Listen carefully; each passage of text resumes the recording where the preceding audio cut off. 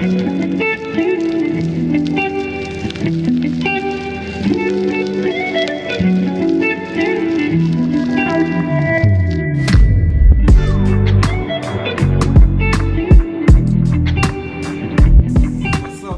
what's going on? What is up, y'all? We are back again, and we actually ended up having our very first virtual interview. And this was definitely a special one with a unique story, something that we have never heard before, right? Never. And we don't want to spoil it, but also, have you ever heard of an apostate getting reinstated? That's unheard of. So you definitely have to tune in to Jeron's story. We're going to have him introduce himself. What's going on, guys? My name is Jeron. Born and raised JW, unfortunately. Now, born and raised in New York City, Harlem, New York. Now out here in Hawaii. Shout out to Harlem. Yeah, Harlem World. Harlem World, baby. Man, we are loving the scenery over there. It looks so beautiful. Long way. I'm in paradise. I'm in paradise. The real paradise. Okay. I don't have to wait. I don't have to wait 100 years. Right, you living there right now. For real. Man, I love that for you. Love that for you. For real. So I guess we'll just get started, right? Yeah, we'll start from the beginning. All right, Jeron. So we like to ask the beginning, how did you end up a part of this religion? Are you first generation? Is it the family? Did it get passed down? How did you end up in this whole situation? So I'm technically third generation on my father's side and second generation on my mom's side. So my mom, she wasn't born in JW. It's a weird story. I'll abbreviate it. But so my father, he's been to fellowship my entire life. Before I was born, he was deed, right? Right. He met my mom at like a bar or a lounge somewhere in New York. He was talking to her about the religion. She was interested, right? She was interested, and they started going to the meetings together. My father was about to get reinstated. He was trying to come back, but he just said, "Nah, that's not for me." He just remained the fellowship. My mom, though, she started to take it seriously. Next thing you know, she got baptized, and it was a wrap from there. Man. It was a wrap. So you grew up a Jehovah's Witness, basically. Yeah. I was born and raised. One that influenced it for the most part. Correct. Yes. Yep. Okay. Very cool. Man. So is there a certain point that you recall whenever you were a Jehovah's Witness that, like, you can tell us how your experience was as a Jehovah's Witness? Oh man, yeah, it was depressing. Growing up as a JW was depressing because I'd have a lot of friends. I was always an introvert. I was always a bit, to myself. Like, I wanted friends. Don't get me wrong. I wanted friends. I wanted that connection, but I was never that guy. And in New York, you need some type of charisma, some type of, I wasn't that guy. So I was always like laid back to myself. And, that was a big part of the fact that I didn't have a lot of friends growing up, right? So when I was like 17, 18, I said, you know what? This is not for me. And I officially, that's the first time I became inactive. I left the organization twice. But the first time I left, I was around 17, 18. Okay. Yeah. And you feel like it wasn't vibing with you and your lifestyle. It wasn't for me. Yeah, I said to myself, why am I doing this? Like, and I'm a type of person, I can read people's energy, right? So me going to the Kingdom Hall, right? I'm going to the Kingdom Hall. They're talking about, we love agape love. We love each other. We're brothers and sisters. Meanwhile, I don't have that many friends. I'm trying to network. I'm trying to make friends. And the chemistry just wasn't there. So I was like, where's the love? Why am I going to these boring ass meetings when there's no love whatsoever? Why am I doing that, right? So I said at 17, I said, you know what? See you later. I'm done. I'm done with this. You was done with it. Yeah, I got two younger brothers. They're still in it to this day. But yeah, I had to leave when I was 17. And then at the age of 23, I came back for a sister, right? Big mistake. Big mistake. Yeah, so that didn't work out. And then I left again for the second time a few years shortly afterwards. Okay. So what was it the second time that made you leave? Because this is the thing. Listen, y'all, Jeron has a very interesting story whenever he left the second time. And we can't wait to get into it. Yeah, for real. Oh, yeah. This is what I wanted to know before we move forward, too. Yeah. What type of Jehovah's Witness were you, Jeron? Were you one of the, some people are a little more on the linear side, like they willing to listen to certain music or watch certain shows. Oh, yeah. I'm like real straight and narrow, like, no, I don't want to be around that. That's bad association. What type of Witness were you the whole time? Yeah, so I wouldn't say the whole time. In my younger, around like 12, 13, my younger days, I was a strict JW. But towards the end, like when I was about to, this is not to social, but when I became an actor around 16, 17, I started to just do my own thing. I was like, I started to listen to explicit music, Yeah. movies. Like I didn't care about all that nonsense, so I just did me after a while. Yeah. One of the call them the cool witnesses. Exactly. Yeah. Yep. Yeah. Okay. So then toward 17, 18, you kind of start to lean out. And so we'll fast forward to what pushed you after things didn't go right with the sister to have you like, I'm out for another time. So after that happened, when that happened, so it's more to it too. It's a bit personal, but I'll I don't mind. I'm a open book. Yeah. So the second time around, right? I was actually overseas. I was going through a really, really dark time, and I actually I tried to take my life actually overseas. Yeah. And I was living with brothers too, right? Mm-hmm. So instead of showing me love, the brothers, they kicked me out. Like they pretty much kicked me to the curb, out in the street. Yeah, at the worst time, right? At the worst time. So I was like, hold on. I'm going through a rough time right now, and the country the country is Australia, right? It's Australia, but at the time, this is like 10 years ago. This is about 10 years ago. The brothers were like, you know what? We don't want to come to the house. We don't want to come back to the house, and then we see your corpse, your dead body. So it's better if you're not here. We don't want to deal with that, right? And I was like, what? I was like, wow, some brotherly love, right? Yeah. So shortly after that, I left Australia, right? And I went to New Zealand. And I was staying with some other brothers out there, and it was the same thing. I was going to another meeting, another congregation, and I felt I didn't feel the love and the Christian congregation. That's hold on. I'm over here in Australia. I tried to take my life. Things didn't work out. I moved or whatever, to New Zealand, and now these other witnesses, I'm not feeling the love from them. I said after that happened, I think the year was 2014. Yeah, the year was 2014 when I officially left the second time, right? I said, you know what? I washed my hands. I said, I can't do this. I can't do this. So it came down to seeing that the teachings didn't really match up with the actions. Yeah. Exactly. There was no love whatsoever. There was no love, and I had this cognitive dissonance. See, this is my personal struggle, because I knew there was no love. I saw it in New York growing up, right? That's why I left the first time.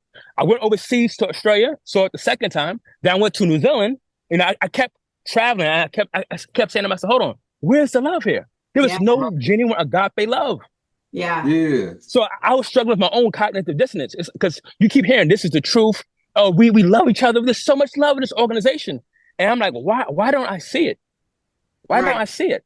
Right? Yeah. So when that happened, the second time around, and this, like I said, it's 2014. I was in New Zealand. I washed my hands. I said, I'm done, right?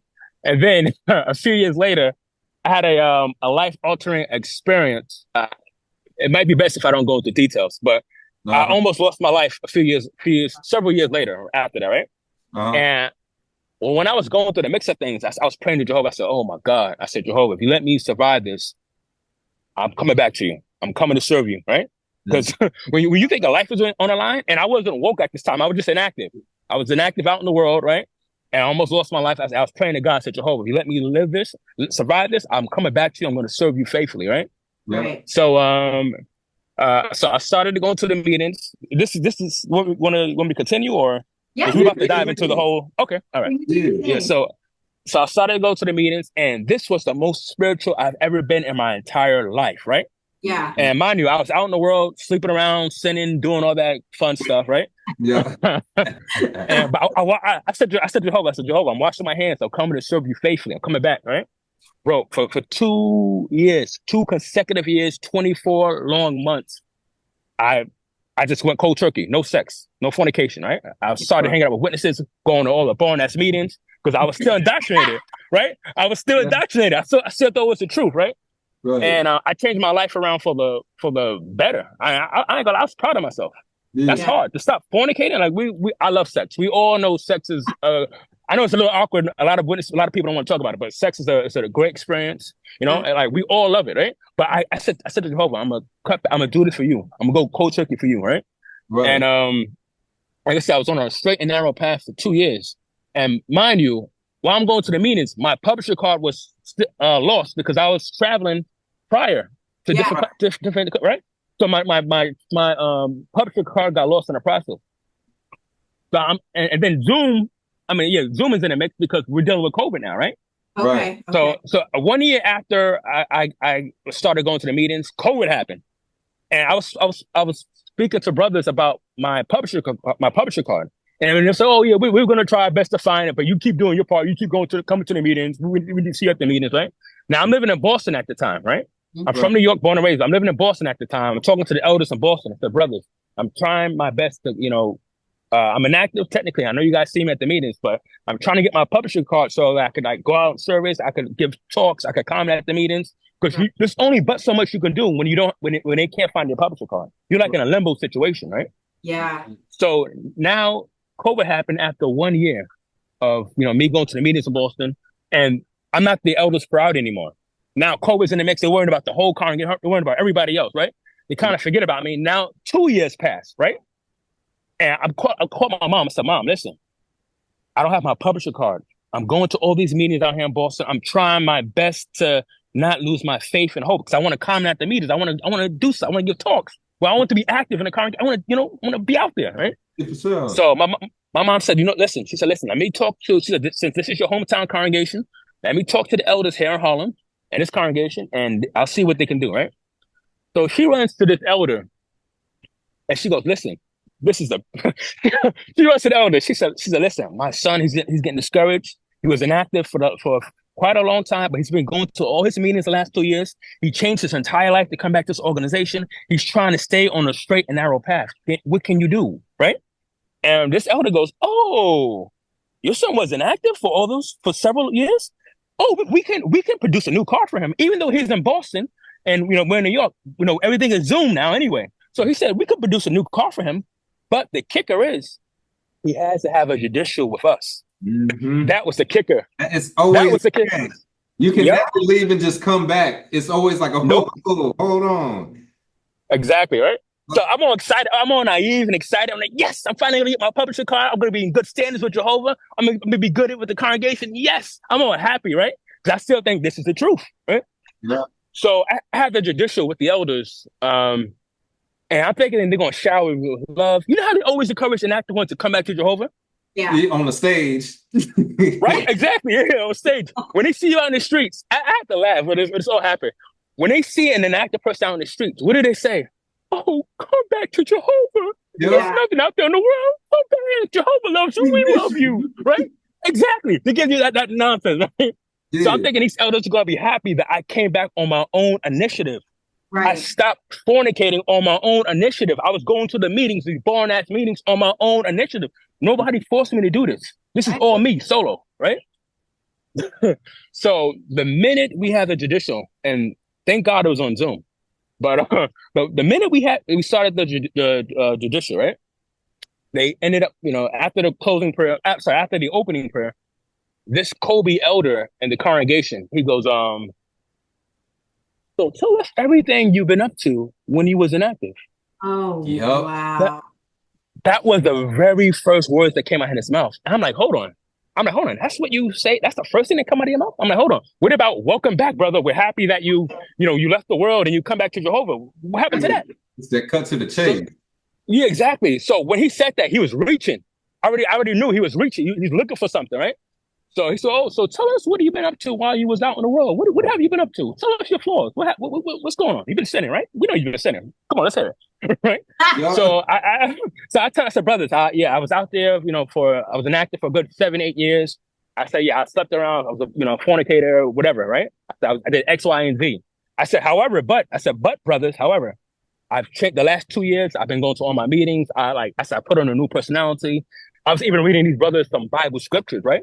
There's a scripture, I think James 5:14 and 15. It says, you're supposed to run to the elders. You're supposed to pour oil over your head, and your sins are supposed to be forgiven, right? Yeah. Yeah. So I'm reading them scriptures. And I said, "Brothers, yes, I done X, Y, and Z years ago." I said, "This is over 2 years ago. That's the old me. I'm not living a lifestyle anymore. That's behind me. That's in the past." Right. They go, well, yeah, you change and everything. You go to the meetings. We see that you're trying to do better, but you need to be punished for the sins that you done in the past. How does that Yeah. make sense? That's exactly what they do. Yeah, I'm like, hold on. They treating this like it's a crime. I can see if I killed somebody 10 years ago, and then I said, oh, guess what? I killed somebody one time, but that's in the past. No, when you commit a crime, you still gotta pay. You still gotta pay the price. You still gotta go to prison for that, right? But when you commit a sin, which is, in retrospect, it's between me and God. They got nothing to do with the elders. Right. I'm thinking I'm gonna go to the elders so that they can help me stay on the right path. I'm already on the right path. Yeah. I'm already where I need to be. But I'm thinking that they're going to study with me, right? Right. You would think. Right, exactly. But they go, oh, you need to be punished. You stepped around. You had too much fun while you was out in the world. You need to be punished, right? I'm like, hold on. I'm like, time out. What was the point of me coming back? I just came from the world. What's the point of me confessing my sins to you brothers and you're going to send me back to the world? What logical sense does that make? Right. That makes no sense. Right. Yeah, Exactly. Right? That makes no sense to tell someone inactive, oh, leave the world. There's nothing out there. Then you have a judicial with them and they say, whoa, you committed way too many sins out there. We're going to send your ass right back out to the streets, right back to the world. Yeah. What sense does that make? That makes no sense, right? So here's the kicker. This is when a light bulb came up, right? Here's the kicker. When these elders say, oh, we prayed about this and we feel like you are not sincerely repentant, you're going to be disfellowship. We prayed about it. This is from Jehovah, right? Mm-hmm. That's when my world turned upside down. I was like, whoa. I said, oh, shit. I said, hold on. These elders are frauds. They're over here using Jehovah's name to justify to the falsely the fellowship name. They have to say, oh, we prayed about it. This is from Jehovah. They can't say this is from us. Because I'm going to say, who the hell are you? Who the hell are you? I'm not here to please you, right? So they lied and said, this is from Jehovah, right? Wow. I'm like, hold on, these elders are lying. I said, hold on, in my heart, you for starters, you cannot read my heart. You are a perfect person just like me, right? You can't read my heart. That's number one. Two, I said, elders, what logical sense? Why would I not be repentant if I stopped fornicating for 2 years? If I just told you, brothers, I went to all my meetings, I'm not living that lifestyle anymore. Why would I not be repentant? What make that make sense? That makes no sense. And you weren't repentant out of guilt. You were repentant because of yourself. Like you decided to go back. You decided to stop your life that you exactly. So that in itself should have shown that you were repentant about, your old life and you were ready to take the steps to be fully, immersed. Yeah, that don't make no type of sense. Even like you brought up, it's the elephant in the room. Jehovah's Witnesses get in trouble for the exact same thing. Because everybody like to get their freak on, everybody like to bump chicks. If the fact that somebody comes forward and like, hey, I did this, you got to talk to these awkward old men. I'm sorry because I got to go through this weird meeting with y'all and tell y'all that I did something. It might have been just I did it once or twice. It ain't like it's an everyday thing somebody doing because they conscience bothering them, and to have the nerve to tell them like you're not sorry, even though you quit doing something that's normal. Come on, exactly. And you fighting against it. Exactly. Yeah, come on. Exactly. I don't get that. And then they act like when you become inactive, you're supposed to be at home and listen to Kingdom Melody? Like, for a reason. Come on. When you leave, people, this is real talk. When you leave, right? People experiment with sex, drugs, alcohol. Now, that's not the answer. That's not the answer no elder want to hear. But that's a real ass answer. That's what really goes down. They act like when you leave, you're going to be at home watching JW.org and listen to Kingdom Melodies. No. People, like you said, people want to get busy and clap some cheeks when you leave. That's normal. That's normal, right? It's normal. Right? So, so when that happened, I appealed. First of all, I appealed, right? Right. And I said, hell, I'm not going to tolerate this nonsense. I said, these elders are abusing their powers. I'm not going to tolerate this. And I stood my ground. When I had that judicial, I stood my ground. I said, what you elders are doing is not right. I said, I'm repentant. I done X, Y, and Z to prove to you elders that I changed my life. What more do I need to do? Right. What more do I need to do? Right? So I appealed. And then just to show you how corrupt this organization is, right? So when you appeal, I always thought that when you appeal, they get a whole set of elders from maybe the same city, but different region, a different area, right? A different part of the city or state. They get the same elders. They get elders from the same kingdom hall, the congregation right next door. and give you the school.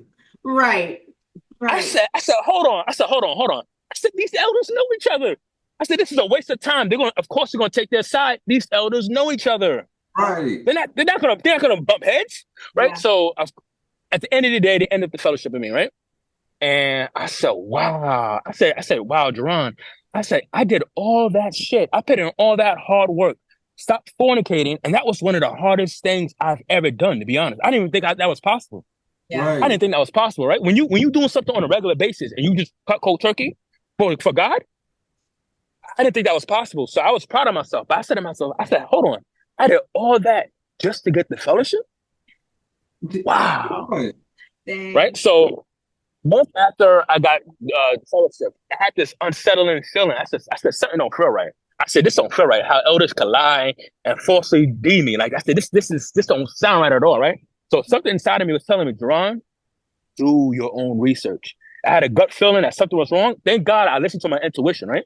I listened to my intuition, and I just went online, and as we know, once you go online, once you open up Pandora's box, it's a wrap. You don't go back. You don't go back. Nope. Right? So I'm looking at all these videos. I'm not gonna lie, at first, I'm still indoctrinated, right? So I'm looking on all these videos on YouTube. I'm like, oh, these are apostate lying. These apostates are lying, right? Yeah. But the more videos I started to watch, I said, this is why they don't want Jehovah's Witnesses to look online. I swear that's the first feeling. Everybody always, right? It always starts with just listening to your intuition, and then it just snowballs from there. That's why. And everything starts to click. That's how it was for us too. It was like, I see. Yeah. And then what did it for me? Sorry, my bad. Oh, my fault. I was saying, so how did you start feeling once you start watching the videos? Oh my God. So when I officially woke up, right? This is what did it for me. This was the nail in the coffin. When I saw Jeffrey Jackson, the 2015 Australian Royal Commission, him lying under oath, I said, Jeron, what the heck? Like, my world was upside down. I said, what? Like, I was torn to pieces because I was indoctrinated. Even when I was inactive, when I was sinning, I was still looking up in the sky, waiting for fireballs to come down because I thought Armageddon was going to happen any day. Yeah, right? I was still indoctrinated. Yeah. So when I woke up, it was kind of, I was relieved in a way. I was like, wow, this is all fake. It was sad that my whole life was a lie. Like, I was distraught. Don't get me wrong, I was distraught, right? Yeah. And I said, damn, my whole life was a lie. There is no paradise coming. This is the only life we have. I'm gonna die one day. Like, reality was starting to hit, right? But that's a beautiful bird. I'm sorry. But so reality was starting to hit. And I said, wow. So when I officially woke up, I'm still deed, right? I said, okay, Jeron, what are you gonna do from this point on? So what's gonna happen? You know, I had options. I said, when you come back, you either gonna fade away because I love my family. I have my mom and my two brothers in this, right? So, you know, I was contemplating as what I should do. I said, do I get reinstated and fade away and still talk to my family and say, still have a healthy relationship with my family while as an inactive person, right? Or do I let them know what time it is and expose this cult, expose this organization for what it is, right? Yeah. So I kept thinking about it, and I said, you know what, Jeron? We got to go all in. We have one life to live. I said, if I keep my mouth shut, if I say nothing, right? This is what the Watchtower organization, this is what they want people to do. That's how they win. When you keep your mouth shut, that's how they win.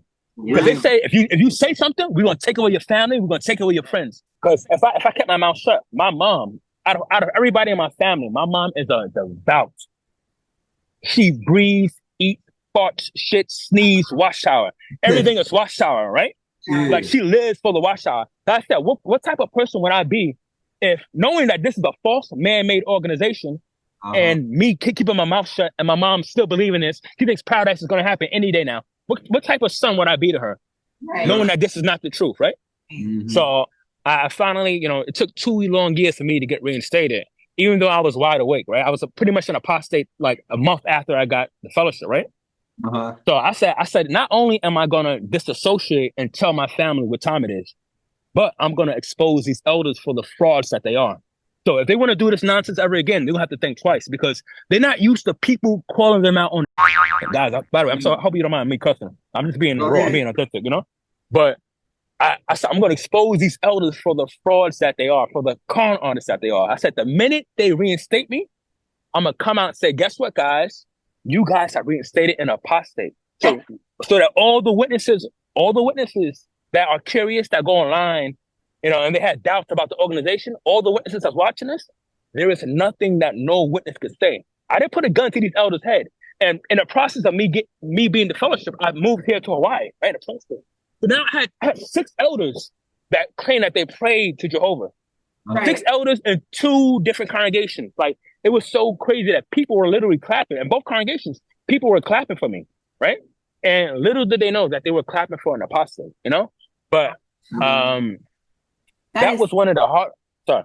That is so crazy because nobody has ever heard of something like that happening. You know what I mean? Like somebody becoming an apostate, fully does not believe. And the fact that they say that they get their instruction from Jehovah and that they're guided by Jehovah, obviously not. You let an apostate who you say is the ultimate sinner that Jehovah will never forgive, you let them back into your sacred kingdom hall. Because Jehovah told them to. Yep. Yeah. Right. Come on, man. No, exactly. So I said, you know what? I'm gonna conduct a little religious social experiment. I said, I'm gonna let these elders reinstate me, right? And then I'm gonna expose them, right? And then once so that happened, right? I got reinstated last year May. Last year April I got reinstated, right? 3 weeks later in May, like mid-May, I came out as a full-blown apostate, right? I went viral. So 3 weeks, there was 3 weeks I was reinstated. Those 3 weeks, I was talking to my family. I was asking them questions. My mom, the first time in my life, I was able to ask my mom questions she couldn't answer. She couldn't answer, right? I'm talking to my brothers. One of my brothers in Miami, he's now an elder. I was talking to him, and he told me he joined the judicial committee. And I said, bro, who gets to who judges the elders when they mess up? I said, you guys are so used to judging other people, but who judges you when you guys mess up? Yeah. And I said to him, I clearly said to him, I said, bro, you guys can't read nobody's heart. Elders can't read people's hearts, And he had nothing to say because he knew I was right. Mm-hmm. But those 3 weeks that I was reinstated, before I said I'm gonna come out as full-blown apostate, because I know once you come out as apostate, it's a wrap, right? So I wanted to use my time wisely. I was trying to plant seeds, ask people questions. All my witness friends, my family, I was asking them questions that I know damn well they couldn't answer. So I know that when they were going to shun me, I wanted them to contemplate on those questions. I already knew I was going to be shunned by them. I already knew what was going to happen, right? But I said, I don't mind being shunned for the greater good. If me being shunned is going to plant seeds and you could possibly wake up several months or several years in the future, I don't mind being shunned for the right reasons. I'll take that L. I'll take it. But so 3 weeks passed, and I told right before I went viral on social media, I told my family, I sent them a group text and said, guys, I love you all very much. I said, however, this organization is not what you think it is. I know in your heart, I know you think this is apostate lies. I know in your heart, you really believe that this is the truth. I get it. I've been there. However, once you do your research, you will see that I'm not lying. I told him, I said, listen, don't take my word, because I could be lying. Don't take my word. Do your own research. Once you do your own research, you will see for yourself. Don't take my word. Don't take my word. This has to be real to you. It's only real to you if you see the evidence for yourself. Mm-hmm. So I sent them that group message, and I left the chat room. And my mom said, listen, you sounding like an apostate. She said, I'm not going to talk to you anymore. She said, I love you, but don't talk to me. Don't talk to me ever again. Right? That was the last thing my mom said to me. And I sent her one last message, right? Sorry, hold on. I sent her one last message, right? And I said, Mom, you've been patiently waiting for 40 long years for paradise. I said, Mom, you're in your 60s right now. You got baptized in your early 20s. You are now in your early 60s. I said, when you are in your 80s and death is around the corner, remember that your oldest son warned you. Remember that I told you that paradise wasn't going to happen. And when it comes to you, when it hits you, that paradise really isn't going to happen. Remember these words when you're in your deathbed. And that I said, I love you. And that was the last message I sent to my mom. But I warned her. I warned my family. I told them what time it was. Because we know as ex-witnesses, we know there is no paradise. That's not happening. No. It's all a scam. We know that, right? But right. I needed the witnesses to see this, right? I needed to see it for what it is. And they're not going to, a lot of them, they're stubborn in their ways, as you know. They're not going to, it's not going to hit them until they invested their entire life Like literally, when they're literally on their deathbed and they're like, oh shoot, I've been waiting for 50 years, 50 plus years in paradise, man. It's going to be too late by then. Your life is going to be over. I said, even then, some of them still won't, let that. They'll still be like, Yeah. oh, well, it's on Jehovah's time. And Oh, you're right. well, you literally end up pausing your entire life for what? Whenever you could be creating your own paradise on this earth. You know what I mean? And it's sad to witness for sure. It is. That's a good story right there. Yes, it is so good. And obviously we're gonna have Jeron back for a part 2. So you guys don't forget to be on the lookout for that. We will be dropping the part 2. Yep. So he kind of broke down the first half of his story, what it was like growing up in this organization and some of his experiences. But on the next video we're dropping, it's going to be his transition and how he became the person he is now with the rest of his story. Yep, for sure. We have our Instagram at Awaken Truths IG. You guys can hit us up on there. We have the protest, the Be Free protest that we will likely be going to in September. We'll leave the link in the description on that. Yep. And our healing journals. Yeah, you can't forget about the healing journal. If you're a PMO, we got one for that. If not, we got the regular version, but that's in the description also. And lastly, what else they got to do? Don't forget to like, comment, and subscribe. Catch y'all next time.